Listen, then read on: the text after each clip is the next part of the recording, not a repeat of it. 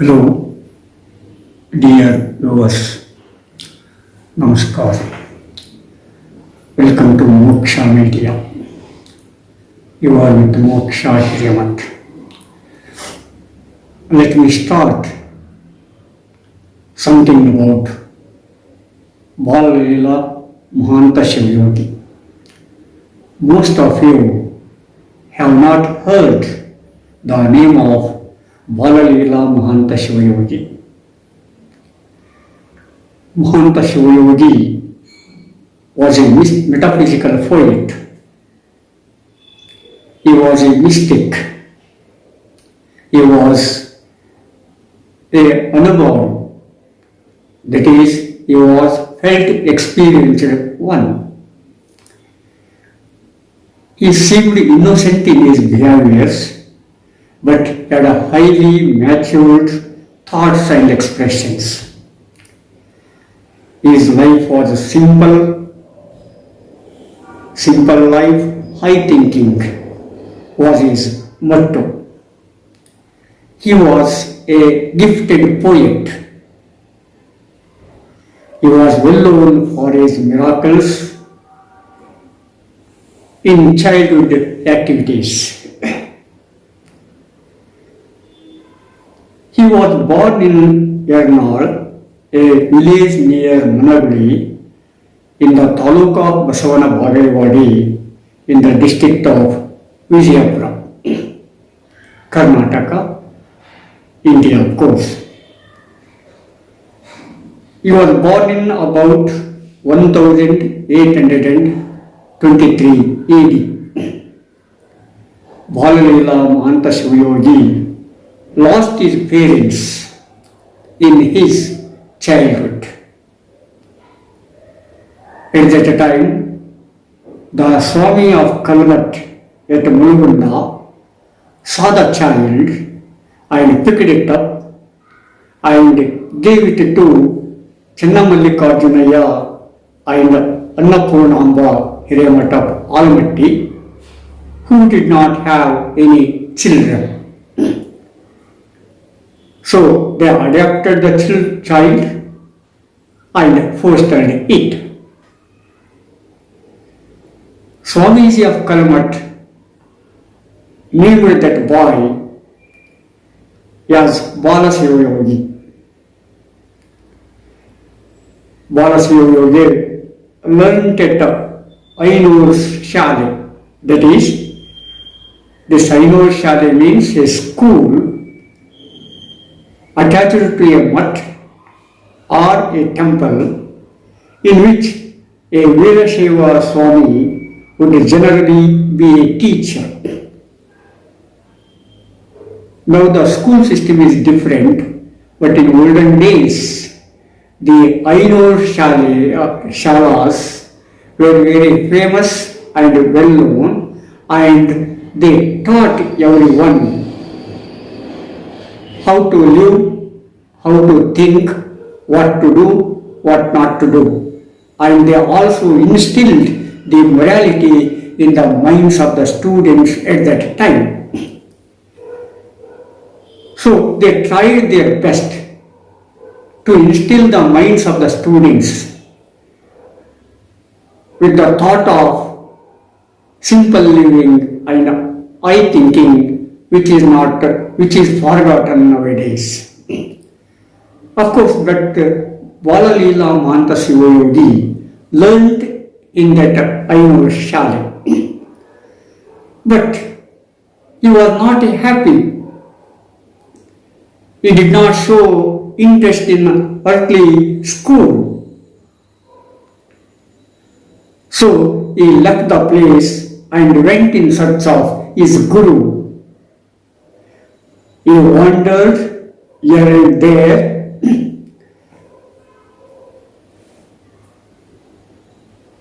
and lastly came to Mulgund, thinking that Swami, Kalmat Swami of Mulgund was there.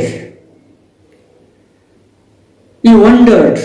He went to Srishaila, he went to Kanchi, Banavasi, and etc. At last he reached Mulugund in order to meet the Swami of Kalmat at Mulugund. But for his unfortunate that Kalmat Swamiji was died some days ago. That Baalaleela Mahanta Shivayogi did not know what to do. So he lived there outside Mulugund for some time. He was alone.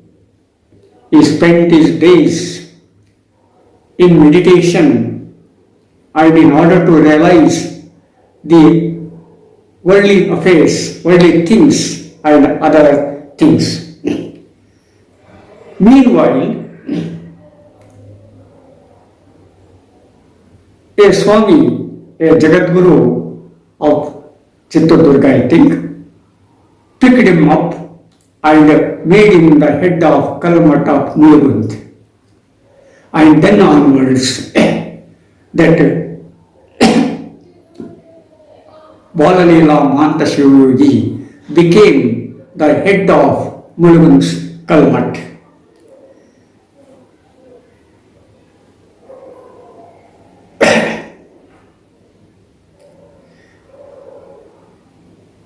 I have already told you that Baalaleela Mahanta Shivayogi was famous for his miraculous childhood activities. He performed those miracles in his own way, not to cheat the people, but in order to know the existence of God through performing the miracles. He did it in a childlike thing. And the king, Mummadi Krishnaraja Vadiyar of Mysore, had heard of those miraculous childhood activities. So, the king, Mummadi Krishnarajendra Vadiyar of Mysore, had invited the Shivayogi to his palace with pomp and pride and honored him with gold, money and materials. Being a king, he had all the facilities and he invited the Baalaleela Mahanta Shivayogi and honored him in a traditional way, and while sending him back, he gave him gold, men and materials, money and other things. Of course, these were the royal bounties at that time, So he gave him a lot of gold, a palanquin, and persons to bear that palanquin, and money, and whiskers, etc., etc. But Baalaleela Mahanta Shivayogi told the king not to give all these things because he lived in a 3 into 6 feet place, and where could he keep all these royal bounties in that place? So he could not keep them as he kept. So these things were eligible to be kept in your palace. So you took them away.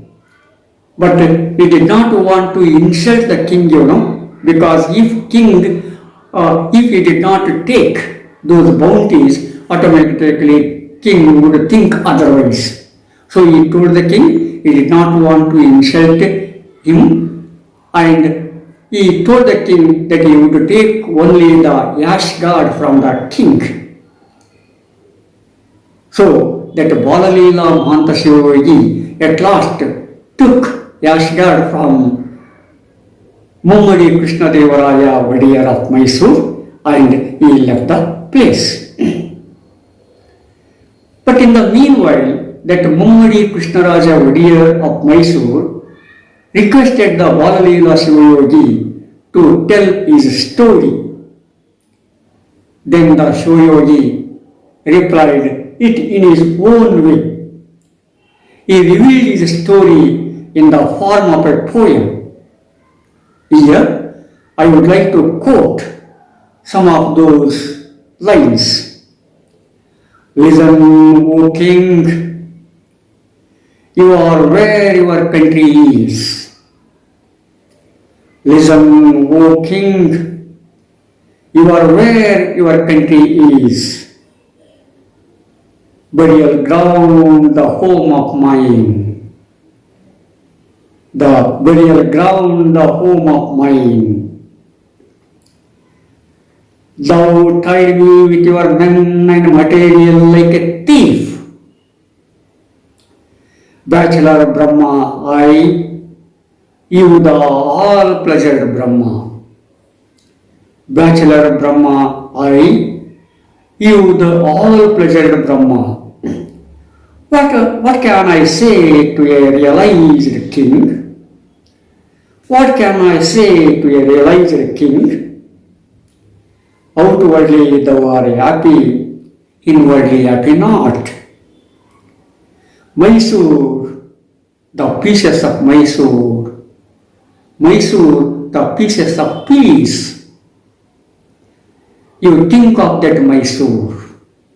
So, you were inwardly not happy, but seemed happy outwardly. But my case is different. I am happy inwardly as well as outwardly. Then the mystic poet Baalaleela Shivayogi continued, no one asks not our sorrows and happiness. Our happiness is like a dumb who saith not the taste of sugar.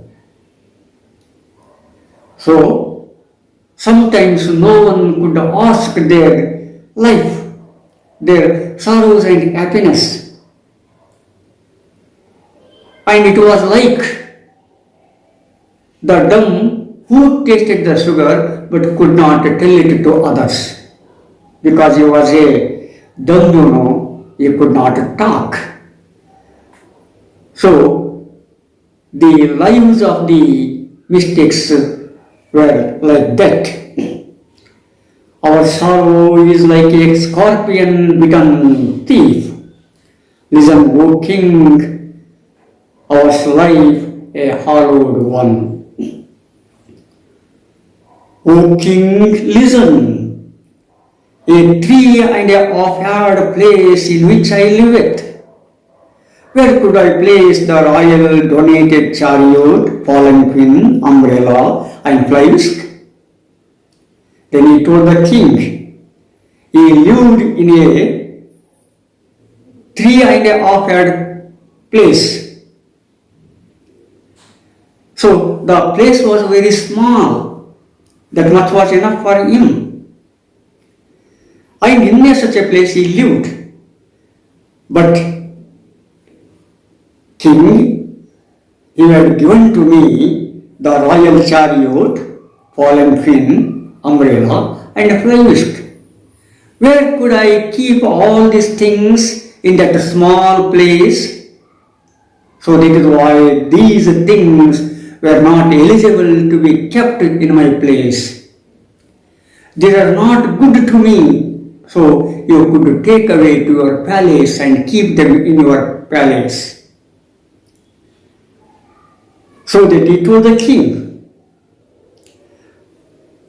said, I not to bring these. I told you in the beginning itself, you should not send these bounties to me. Thou brought thou and taketh me in processions, which ended in Guru's grace with our pomp and pride. But you did not hear to me. Instead, you invited me, instead you carried me in your palanquin with your pride, pomp and pride. So whatever is happened, happened. Take them back to palace where they fit. They fit not for this place. So like this, that Baalaleela Mahanta Shivayogi told of his life in the form of a poem, so that mysticism in his poem can be felt.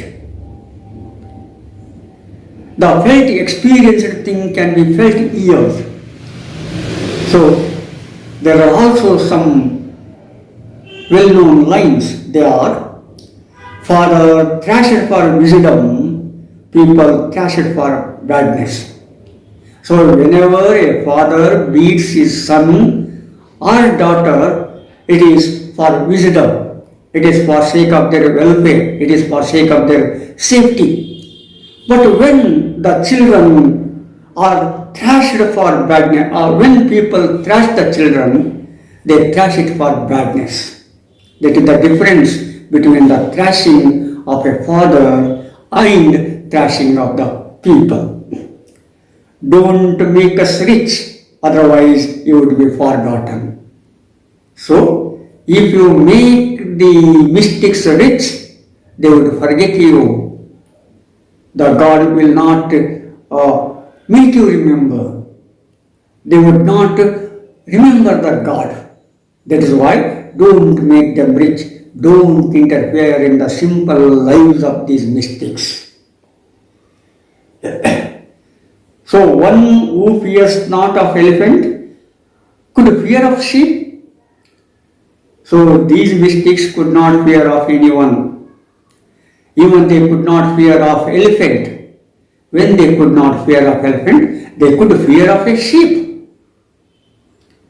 So these mystics, these felt experienced persons could not have fear of anyone. It might be a king, a corporate, an emperor, or whatever it may be, whatever it may be.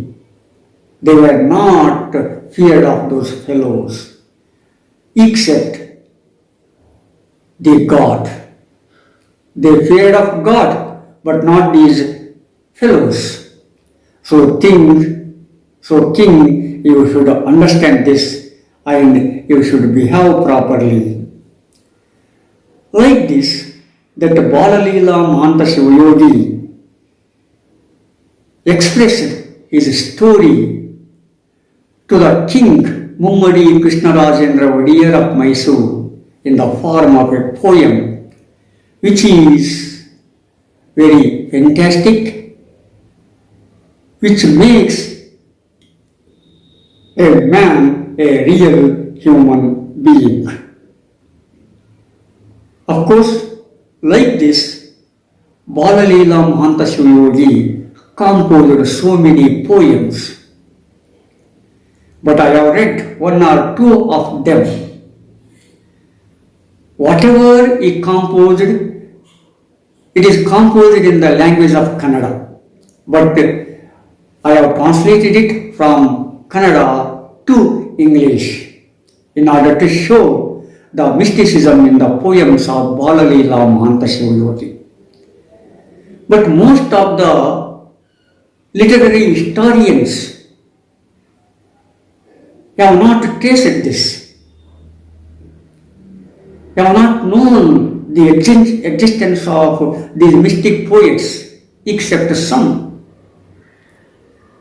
I have taken his story from the modern history of Kannada literature written by R.Y. Dharwadkar. So, a lot of research should be done in case of mystic poets, in case of felt experienced persons, in case of felt experienced saints, that is, Anubhavigalu in Kannada.